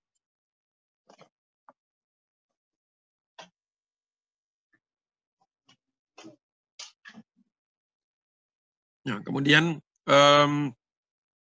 yang ketiga, mempersiapkan ilmu tentang Ramadan, ya, mempersiapkan ilmu tentang Ramadan, tentang puasa di bulan Ramadan, dan ditambahkan lagi juga tentang persiapan kita untuk ada kemungkinan beberapa ahli mulai menghitung soal sepertinya kita masih lama kalau dengan pola seperti sekarang, pola penanganan, pola kebijakan dan sikap-sikap orang-orang yang ada di Indonesia, mungkin kita baru sampai ke titik terendah itu adalah di akhir bulan Mei, mudah-mudahan keliru ya. Kalau di akhir bulan Mei berarti bukan hanya Ramadan kita harus di rumah, bisa jadi juga tidak ada sholat Idul Fitri, karena sholat itu tidak mungkin dilakukan kecuali di lapangan atau di masjid bersama-sama.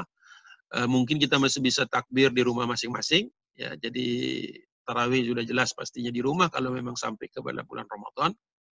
Dan jelas kalau masalah mudik juga kita sudah pernah bahas sebelumnya dengan hadis-hadis Rasulullah, sudah jelas bahwa kita dilarang untuk mudik. Walaupun bisa difahami sebagian orang yang mudik itu sebelum fatwa MUI keluar itu karena memang mereka tinggal di kota mencari nafkah. Karena ketika di kota nafkahnya di lockdown atau dia tidak bisa mencari nafkah lagi sebagaimana biasa, dan pemerintah tidak tampil untuk memberikan mendrop, kan harusnya ada tuh undang-undangnya bahwa dalam keadaan karantina seluruh bangsa masyarakat yang terdampak harus diberikan bantuan sesuai dengan tingkat taraf kehidupannya.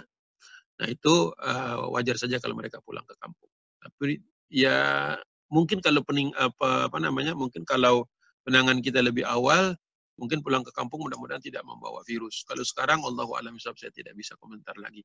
Kalaupun sekarang diharamkan, berarti yang diharamkan oleh MUI, seandainya betul itu fatwa itu mengharamkan orang yang mudik, seandainya betul, saya juga belum baca teksnya, maka yang mungkin dilarang untuk kembali itu adalah mereka-mereka yang penghasilannya atau pendapatannya di kota. Masih bisa work from home, terus pulang hanya sebatas untuk, mungkin maaf, ini bukan sebatas, pulang untuk silaturahim. Nah, itu yang mungkin harus ditahan dulu tahun ini.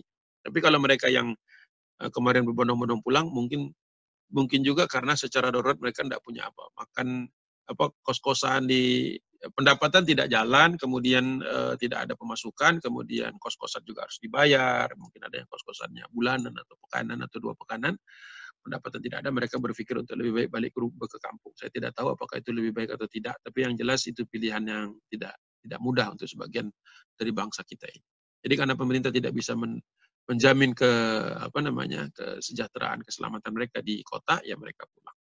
Kalau sekarang sudah keluar ya berarti tidak berlaku surut ya. Jadi sekarang ini bagi mereka yang sudah terdampak, apalagi dari kota-kota yang terjangkiti, ya jangan membawa musibah ke negeri atau ke kampung kita.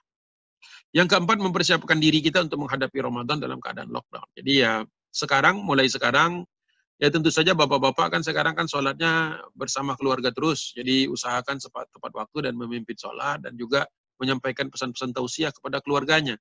Karena keluarga pun harus dipersiapkan, mobil khusus anak-anak ya.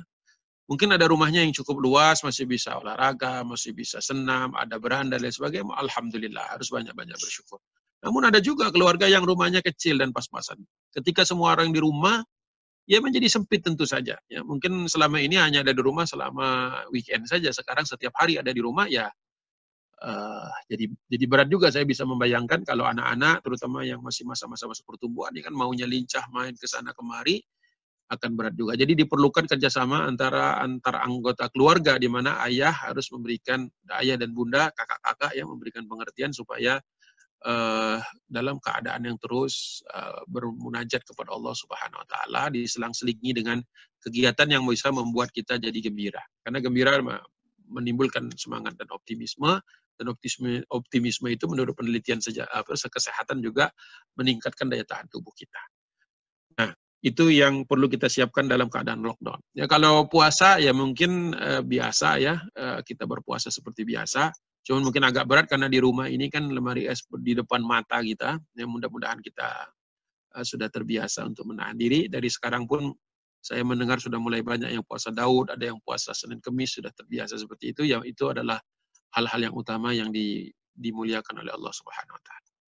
Dan juga perlu dibaca juga, ini kalau menurut saya masalah ilmu tadi bukan hanya tentang saum, tapi juga perlu dibaca ilmu tentang virus dan kemudian tentang epidemi. Ya perlu, dua hal ini paling tidak kita baca. Supaya kita tidak termakan hoax. Ya, hati-hati juga dengan orang yang mengatakan ini ada obat virus, tidak ada obatnya. Ya.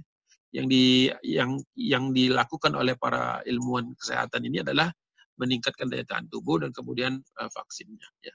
Jadi seperti itu. Jadi jangan tertipu dengan orang yang jual obat, maaf ya, yang katanya begini, katanya begitu. Kalau untuk meningkatkan daya tahan tubuh, silakan apa saja.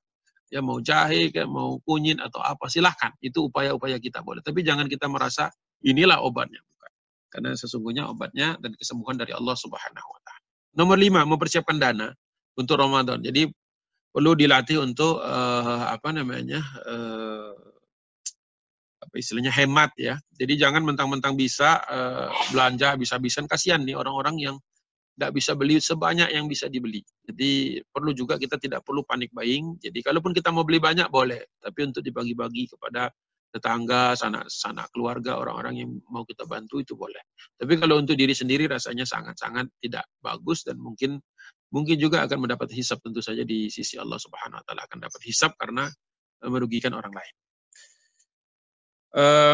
Jadi kalaupun persiapan dana, mohon persiapan dana itu dalam rangka juga memudahkan orang-orang lain. Karena Rasulullah pernah bersabda, sebaik-baik penangkal musibah adalah engkau bersedekah. Sedekah itu adalah menangkal bala. Jadi jangan juga hanya berpikir hanya obat saja atau hal-hal yang lain, tapi jangan lupa infak sedekah kita adalah bagian dari upaya kita untuk menjauhkan diri dan dijauhkan oleh Allah Subhanahu Wa Taala dari segala macam musibah. Itu. Kemudian inisiatif-inisiatif banyak untuk nomor 5 ini, diantaranya sudah mulai banyak yang turun untuk kemudian membantu orang-orang yang terdampak ya. Ada inisiatif orang per orang, ada inisiatif komunitas, ada juga kalau partai itu yang saya lihat baru kan sepertinya PKS, mudah-mudahan yang lain menyusul, sudah mulai turun. Mudah-mudahan dengan seperti itu Allah Subhanahu Wa Taala memberkahi negeri ini, karena ketika kita membantu kita tidak lagi melihat ras, golongan, partai atau apa. Kita bantu semua orang yang terdampak. Jadi jangan lagi ada seolah-olah kita ini kamu, Kak, saya. Walaupun banyak pertimbangan politik di belakangnya, namun dalam hal ini harus lebih utama kita menyelamatkan manusia. Kalau masalah perekonomian, menyelamatkan perekonomian nanti kalau urusan manusia sudah hidup. Karena perekonomian tidak bisa juga diselamatkan kalau orang pada mati. Kecuali saya ada hal-hal yang saya belum tahu. Nomor 6, persiapan fisik untuk menghadapi Ramadan. Jadi sehat, bugar, jangan lupa. Ya, ini kan nanti setelah kajian ini kan masuk waktu syuruk ya. Tidak terkena kita sholat syuruk karena sholat sunnah syuruk karena tidak di masjid dan tidak sedang duduk di situ itikaf. Tapi kita bisa sholat duha. Dan jangan lupa untuk menyempatkan barang 30 menit ya untuk senam, peregangan atau apalah bersama keluarga. Lebih bagus lagi bersama keluarga. Jadi wah, ini bapak-bapak ya jadi imam tiap hari ya menjadi pembaca hadis ya, pendakwah di rumah, kemudian juga menjadi instruktur senam ya. Tapi kalau dilakukan di rumah ya bisa siapa saja, bisa anak, bisa ayah, bisa ibu, siapapun bisa memimpin kalau dalam keluarga tentu saja ya.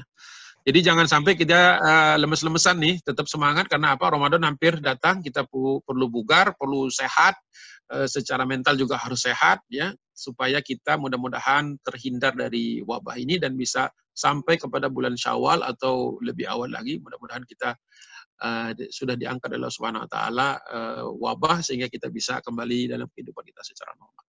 Kalaupun masih lama, ada yang mengatakan sampai 3 bulan, ada yang mengatakan 6 bulan. Kalau tahun di zamannya Ibnu Katsir itu hampir 2 tahun ya, Masya Allah ya. Berarti semuanya sudah berhenti itu kalau sudah 2 tahun ya. Kalau 2 tahun berturut-turut rasanya saya tidak berani membayangkan ya. Tetapi prepare for the worst ya. Jadi persiapan mental, akidah, iman terutama iman. Karena kalau semuanya tidak bisa dimakan lagi, kelaparan massal, ini iman yang menyelamatkan kita, bukan perut. Nomor 7 adalah menyelenggarakan tarhib. Ya mungkin bisa disebut ya Pak Khairul, mungkin ini mirip-mirip tarhib lah untuk Masjid Ar-Raudhah, walaupun nanti perlu dibikin acara supaya ada ustadz yang memang menguasai fikih siam secara baik ya, supaya diingatkan kembali tentang siam tersebut. Dan termasuk juga diantaranya kita harus memahami bahwa dan memahamkan kepada keluarga kita, kalau masih bisa video call, masih ada teleconference dengan itu kita masih bisa bersyukur. Kalau ada anak-anak yang mungkin terpisah pulau lautan dengan orang tuanya ya mungkin sesekali bolehlah kita itu video call selama masih memungkinkan untuk menguatkan diri supaya kita saling menguatkan. Mungkin itu yang saya bisa sampaikan pada kesempatan pendek ini. Mudah-mudahan apa yang saya sampaikan dari awal sampai akhir tadi bisa menambah ketakwaan kita kepada Allah Subhanahu wa taala, memperkuat kesabaran kita dan ikhtiar kita. Mudah-mudahan kita diselamatkan Allah Subhanahu wa taala. Billahi taufiq wal hidayah. Assalamualaikum warahmatullahi wabarakatuh. Waalaikumsalam warahmatullahi wabarakatuh. Masya Allah, 1 jam 10 menit kita khusyuk mendengarkan apa yang disampaikan oleh Ustadz Agung. Ini ada beberapa pertanyaan. Ya, alhamdulillah ini kita dapat banyak hal dari Ustadz Agung. Ini ada beberapa pertanyaan Ustadz Agung. Saya sampaikan. Boleh dibacakan Pak Khairul, tolong. Ya, satu pertama adalah satu-satu aja. Ya. Apakah kebijakan pemerintah Indonesia saat ini sudah sesuai dengan apa yang dicontohkan oleh Rasulullah dan sahabatnya dan sesuai Quran? Ya, itu yang pertama. Yang kedua, bagaimana jika kondisi pada, tapi saya gabungkan dulu Ustaz ya, itu yang pertama. Kemudian yang kedua adalah zaman dahulu waktu Amr bin As itu menyuruh masyarakat datang itu bagaimana suplai makanannya Ustaz, dan tentu ada yang tidak semuanya mampu. Bagaimana cara saat itu pemimpin mengatur suplai makanan bagi para anggota masyarakat. Kemudian yang ketiga yang terkait dengan itu adalah bagaimana dengan teori herd immunity untuk penanggulangan wabah ini Ustaz. Itu dulu yang tahap pertama, tahap kedua ada lagi. Silakan Ustaz. Ya. Baik, bismillahirrahmanirrahim, satu persatu. Ya, kebijakan yang sekarang ini menurut saya belum optimal, karena ketika kita meminta orang untuk tetap di rumah, ya berarti harus memberikan nafkah kepada mereka, ya. Orang-orang yang terutama mereka-mereka yang tidak mampu. Kalau yang mampu tidak usah lagi dibantu, karena mereka bisa self-sufficient, bisa ngatur sendiri, dan lain sebagainya. Apa itu sesuai di zaman Rasulullah? Kalau persis di zaman Rasulullah, tahunnya nggak sampai seluas ini. Kan ini sekarang disebut dengan epidemi. Epidemi itu berarti sudah pandemi. Pandemi berarti sudah di seluruh dunia ya, sudah hampir seluruh tempat. Bahkan ada yang bermutasi sehingga kemudian orang yang sehat bisa terkena lagi. Jadi ya skalanya tentu saja tidak sebagaimana skala di zaman Nabi. Kalau di zaman Rasulullah SAW dulu kaum muslimin ya memang terbiasa kalau yang namanya infak sedekah ya diangkut kepada orang yang membutuhkan. Jadi memang ada movement. Namun Ketika orang-orang disuruh untuk tidak masuk ke satu tempat, maka yang ditugaskan sebagian saja, seperti di awal tadi. Ya, memang ada tim yang harus dilindungi dan punya alat-alat perlindungan diri yang kuat, yang bagus ya, yang mumpuni, sehingga mereka bisa melaksanakan tugasnya tidak mati di dalam tugas itu, bukan karena takut mati, tetapi karena kurangnya persiapan atau kurangnya peralatan yang harusnya disediakan pemerintah, bukan mandiri, disediakan pemerintah. Itu undang-undang kalau di Indonesia. Jadi apakah sudah sesuai? Secara umum sudah sesuai. Cuma memang kalau mau sama persis kepada Rasulullah, ya tentu saja nggak mungkin kan. Karena apa? Karena zaman dahulu perkembangan teknologinya ini dan itu, dan kemudian memang memahami hadis bukan hanya plek-plek begitu saja ya. Kalau plek-plek begitu saja kita nanti harus ya buang air, beristinjanya dengan batu, kita mungkin sekarang sudah tidak melakukan itu karena air susah waktu itu juga. Dan kemudian dan lain sebagainya, saya tidak mau merembet kemana-mana. Intinya seperti apa yang sudah dilakukan, paling tidak sudah on the track, tinggal masalahnya antara pusat dengan daerah ini kadang-kadang tidak sinkron ya, dan kebijakan dari pusat ini berganti cepat sekali. Pagi omongan A, kemudian siang jadi B, malam jadi C. Jadi repot juga orang mengikutinya. Ya memang langkah pemimpin seperti Amr bin As ya, tentu saja saat ini. Jadi kebijakan kita ya masih belum optimal, tapi sudah mengarah ke sana. Mudah-mudahan rakyatnya taat walaupun pemerintahnya masih agak mencela-mencela. Ya, mudah-mudahan kita tetap taat, mengikuti tentu saja arahan-arahan terutama para ulama dan ahli kesehatan yang bisa kita percayai. Jangan juga sembarangan ngambil broadcast seolah semuanya itu beres dan benar. Itu yang pertama. Yang kedua, suplai bahan makanan. Kalau perlu diketahui tahun 18 Hijriah itu kan baru 3 tahun setelah Yarmuk. Jadi Syam baru saja futuh ya, atau bisa disebut baru 3 tahun futuh. Kaum muslimin ketika diberangkatkan itu tidak ada logistik. Jadi mereka bawa sendiri barang-barang mereka. Jadi ya orang-orang para sahabat itu orang-orang sederhana. Jadi dengan segenggam kurma, segenggam gandum, itu mereka bisa hidup karena mereka itu mungkin makannya tidak 3 kali sehari. Jadi ini orang-orang yang rajin puasa, dan dengan puasa itu Allah kuatkan dan Allah sehatkan, dan makanannya jangan dibayangkan kayak kita harus ada rendang, harus ada penutup, pembuka, ada dessert dan lain sebagainya, enggak begitu kan. Jadi zaman dahulu ya bisa diperkirakan sebagaimana penelitian-penelitian dan keterangan-keterangan bahwasanya ketika kaum muslimin berangkat itu mereka self sufficient. Pasukan itu berangkat tidak punya jalur logistik seperti tentara sekarang. Berangkat ada logistiknya, tidak. Mereka betul-betul seperti special forces. Jadi mereka diterjunkan di satu tempat, ya udah makan dari apa yang ada. Jadi ketika diperintahkan naik ke atas gunung, waduh saya udah kebayang kan di gunung lebih susah nyari makan kan. Ya mungkin saja mereka lebih banyak berpuasa. Gitu. Jadi jangan dibayangkan kemudian Amr bin As bikin network of logistical network, nggak ada seperti itu ya. Zaman itu belum. Kalau di zaman Umayyah sudah ada. Di zaman Abbasiyah apalagi. Ya. Namun kita tahu juga nanti di zaman Umayyah dan Abbasiyah wabahnya lebih dahsyat lagi. Jadi sebenarnya Allah berikan kita cobaan itu sesuai dan selevel dengan kemampuan kita untuk menanggulanginya. Ya. Ya, jadi seperti itu. Jadi kalau zaman dulu, zaman sekarang kan masih bisa semua on call. Masih bisa lah di beberapa kota. Masih bisa seperti itu. Kalau itu sudah shutdown, nah baru kita bisa merasakan semuanya putus, listrik putus, air putus, nah itu baru ujian. Kita na'udzubillah jangan sampai ke situ ya. Ini aja sudah membuat sebagian orang stres berat ya. Ya, mudah-mudahan kita tidak.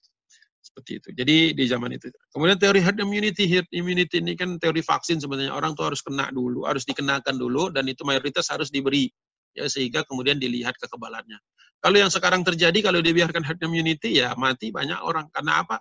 Karena pertama kita belum tahu ini barangnya apa, dan ini menyebarnya lebih cepat daripada apa yang bisa kita kontrol. Dan kalau semua orang terkena dan kemudian sakit secara mendadak, ini sekarang aja kan ratusan nih per hari nih. Itu saja rumah sakit sudah kewalahan. Gimana kalau 1.000? Gimana kalau 10.000 sehari?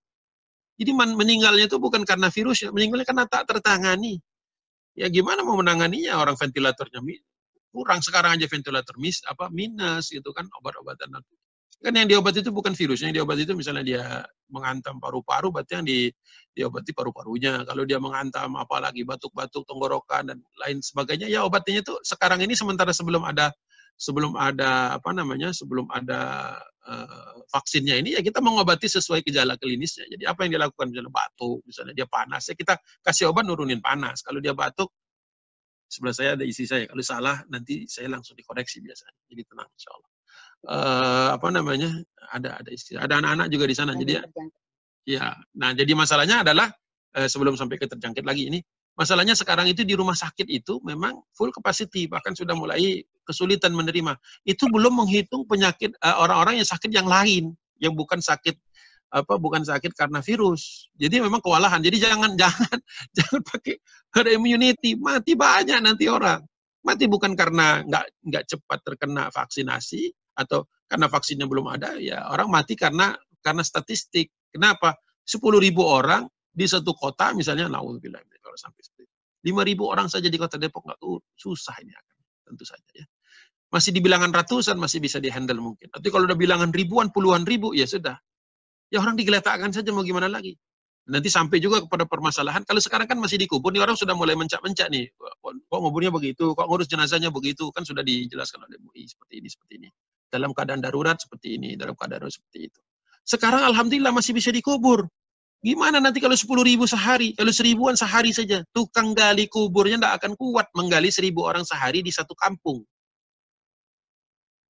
Nah, baru kebayangkan, nah, mau pakai herd immunity berarti begitu. Nanti banyak orang yang mati bukan karena virus. Kenapa? Mati kelelahan. Gimana mau gali 1.000 kuburan?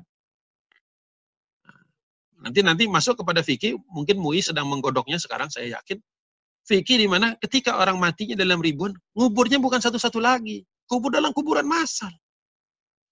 Gitu. Jadi kalau sekarang banyak yang komplain, waduh saya tidak ketemu lagi untuk terakhir kalinya, ya bisa difahami kesedihan. Juga sempat dimandikan lagi di rumah dan sebagainya, tidak sempat disolatkan, hanya disolatkan di rumah sakit langsung dikubur. Ya kita ngerti kenapa harus segera dikuburkan, karena ini berpotensi menyebar penyakit yang lain. Makanya ditutup sedemikian rupa pakai alatnya tersendiri, kantong tersendiri. Segera dikuburkan. Kenapa?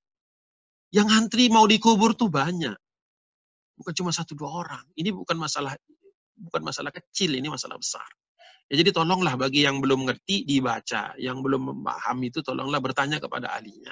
Supaya apa? Tidak mengambil, dan pertama tidak menimbulkan kegaduhan, yang kedua tidak menimbulkan masalah lebih banyak lagi. Jadi jangan pakai herd immunity dalam hal ini, nggak cocok dan nggak pas. Ya. Kecuali memang membunuh orang, naudzubillah. Ya.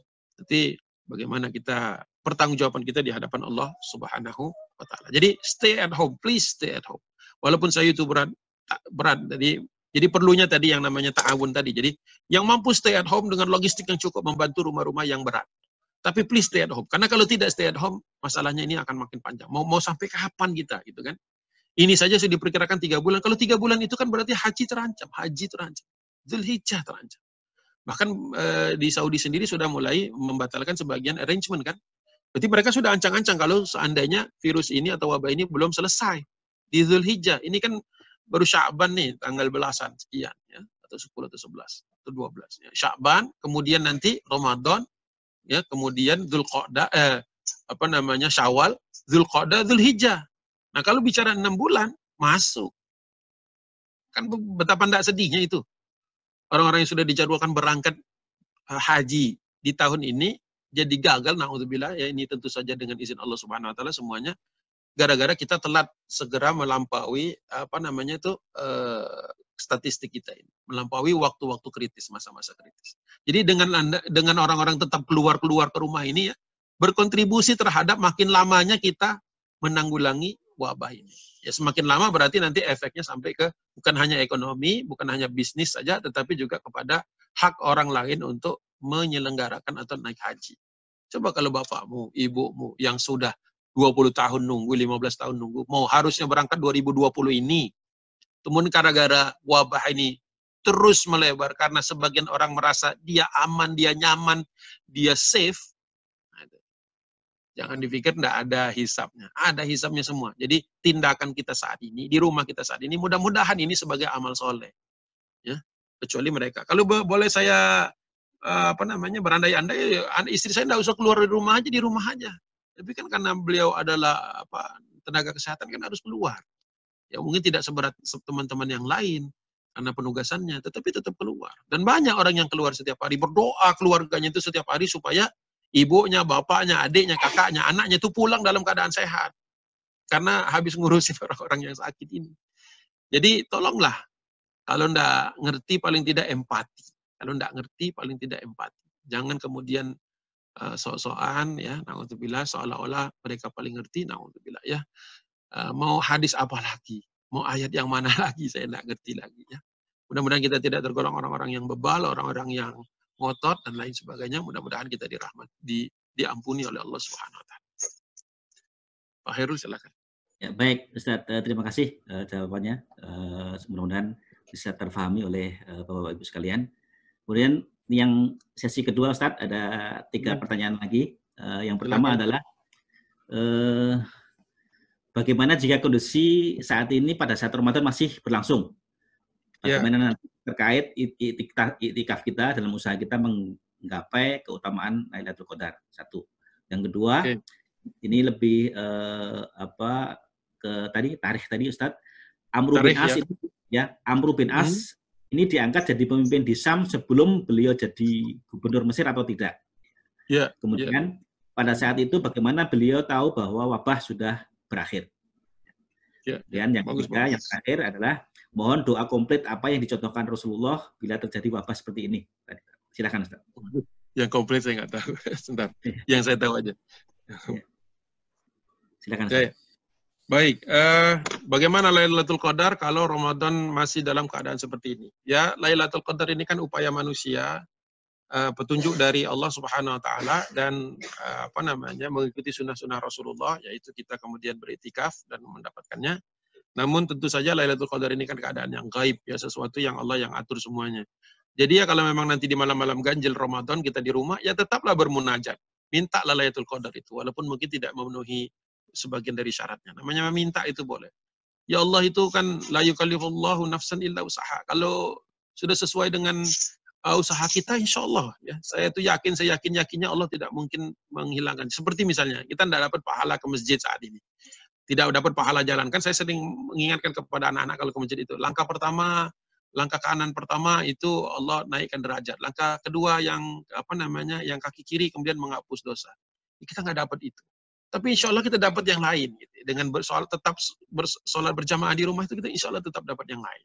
Yang tidak mungkin Allah itu kemudian kalau kemarin Ustaz Abdul Aziz Abdul Rauf itu mengingat Allah itu Al-Latif, Allah itu maha lembut, ya, tapi dijelaskan oleh beliau bukan hanya lembut maknanya itu. Allah itu maha mengetahui, maha mengatur sedemikian rupa sehingga jangankan manusia yang ada di rumah, Nabi Yusuf yang ada di dalam penjara saja dapat rahmat di dalamnya. Jadi ya rumah kita kan belum jadi penjara lah, alhamdulillah sejauh ini kan.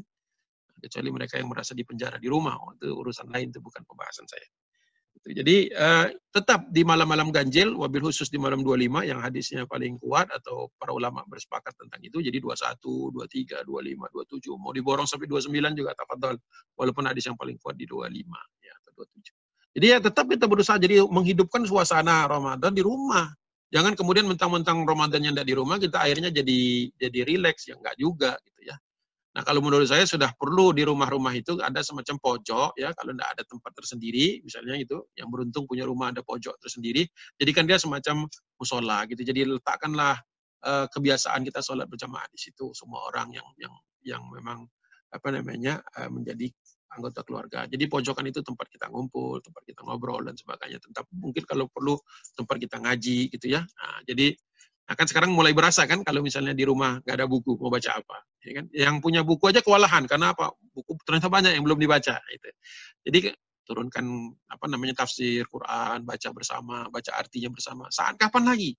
Kalau sebelumnya banyak yang komplain, saya tidak punya waktu dengan keluarga, waktunya hanya weekend, habis dan sebagainya. Nah, sekarang ya Allah kasih 3 pekan sama di rumah terus ya.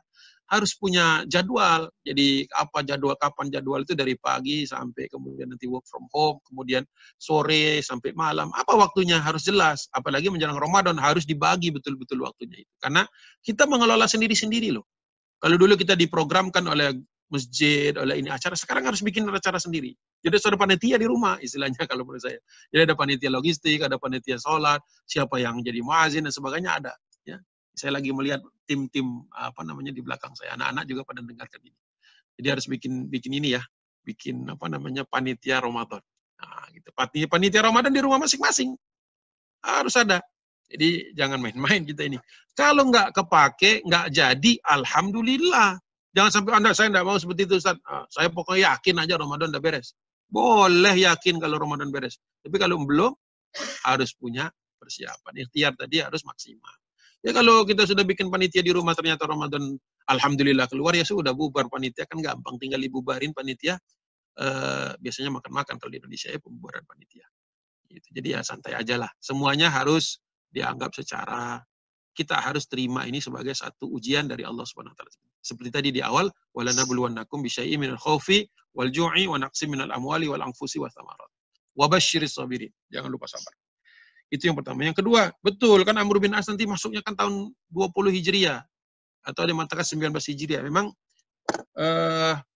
ada 4 rombongan kan yang dikirim oleh Umar bin Khattab itu. Terlalu lama kalau saya ngeluarin ini itu.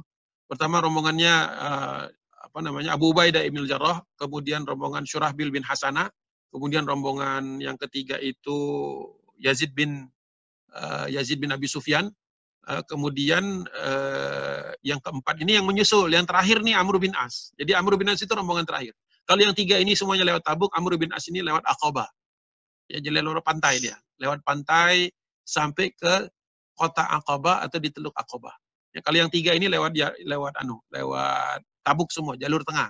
Nah, kemudian nanti menyusul dari arah Irak itu rombongan sekitar 5.000 pasukan berkuda di bawah Khalid bin Walid. Nah, ini kan terjadinya 18 Hijriah. Yarmuk itu kalau tidak salah 15 Hijriah kalau saya nggak keliru. Ya, jadi setelah perang Yarmuk. Lokasi Amwas itu di dekat pertempuran besar pertama dipimpin oleh Amr bin As, yaitu di pertempuran Ajnadain. Nah, nanti setelah dia selesai dari sini, makanya kemudian Umar bin Khattab mempercayakan kepada Amr bin As untuk memimpin rombongan ke Mesir, gitu, dan kemudian menjadi gubernur di Mesir. Itu kalau yang tadi pertanyaan tentang tarikh, ya. Itu boleh dilihat itu susunan kronologinya. Kemudian doa komplit, saya tidak tahu kalau doa komplit, tapi tadi ada dua doa.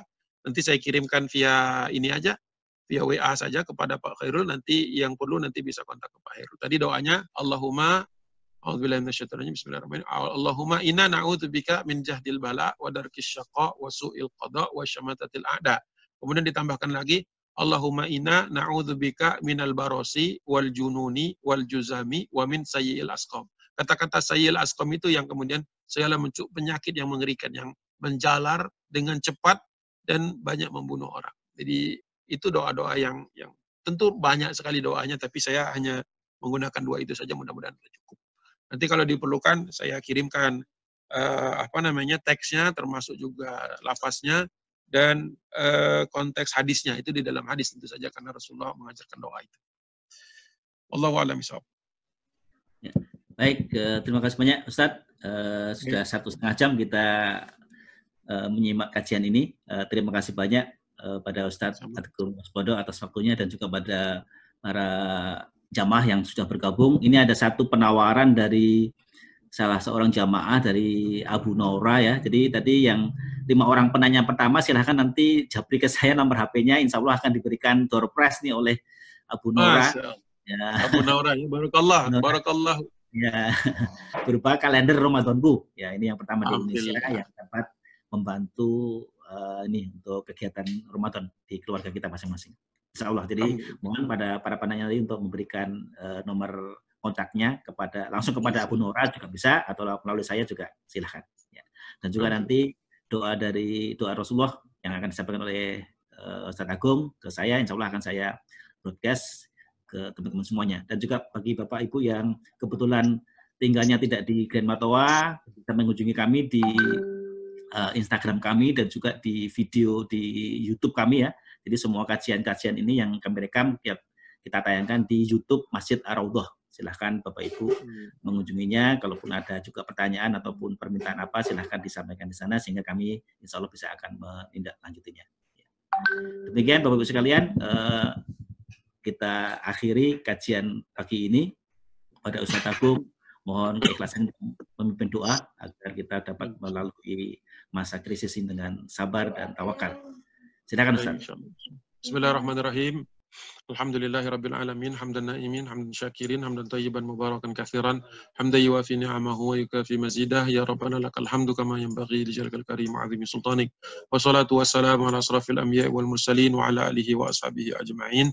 Allahumma ighfir lil muslimina wal muslimat والمؤمنين والمؤمنات الأحياء منهم والأموات إنك سميع قريب مجيب دعوة يا قاضي ويا الحاجات اللهم اغفر لنا ولوالدينا وارحمهما كما ربونا صغارا ربنا لا تزغ قلوبنا بعد إذ هديتنا وهب لنا من لدنك رحمة إنك أنت الوهاب ربنا ظلمنا أنفسنا وإن لم تغفر لنا وترحمنا لنكونن من الخاسرين اللهم أعنا على ذكرك وشكرك وحسن عبادتك اللهم إنا نسألك سلامة في الدين وعافية في الجسد وزيادة في العلم وبركة في الرزق وتوبة قبل الموت ورحمة عند الموت ومغفرة بعد الموت اللهم هون علينا في سكرة الموت والنجاة من النار والعفو عند الحساب اللهم إنك تقبل دعاء اللهم إنك تقبل منا صلاتنا وصيامنا وقيامنا وركوعنا وسجودنا وتمم تكثيرنا يا رب العالمين اللهم إنا نعوذ بك من جهد البلاء ودرك الشقاء وسوء القضاء وشماتة الأعداء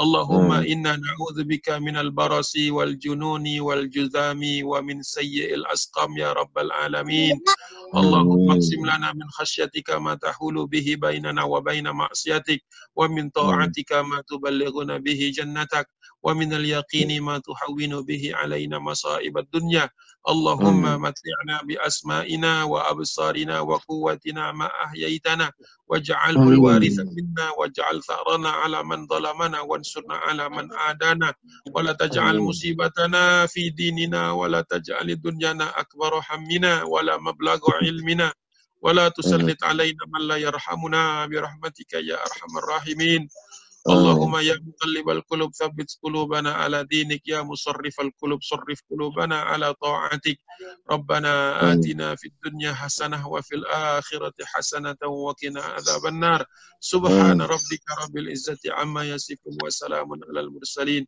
والحمد لله رب العالمين دعواهم فيها سبحانك اللهم وتحيتهم فيها سلام وآخر دعواهم عن الحمد لله رب العالمين.